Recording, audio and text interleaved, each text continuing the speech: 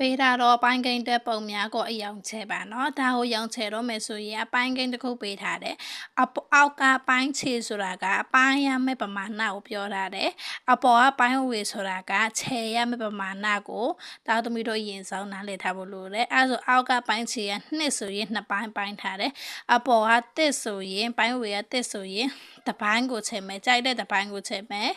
တစ်ပိုင်းပဲချဲရပါမယ်ပြီးဒီဘက်ချမ်းဆိုရင်ပိုင်းခြေက2ဆို2ပိုင်းပိုင်းထားတယ်ပိုင်းဝေက2ဆိုရင်2ပိုင်းချဲရပါမယ်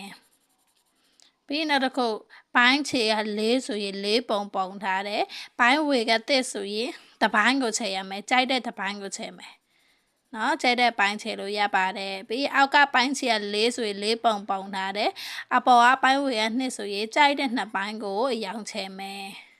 အောက်ကပိုင်းချီက4ဆိုရင်4ပုံပုံထားတယ်အပေါ်ကပိုင်းဝေက3ဆိုရင်ခြိုက်တဲ့နှစ်ပိုင်းဆိုတော့ခြိုက်တဲ့3ပိုင်းကိုဒါသမီးတို့အယောင်ချဲမယ်အောက်ကပိုင်းချီက4ဆို4ပုံပုံထားတယ်အပေါ်ကပိုင်းဝေက4ဆိုလဲ4ပိုင်းစလုံးကိုဒါသမီးတို့ဘာလုပ်ရမလဲဆိုတော့အယောင်ချဲရပါမယ်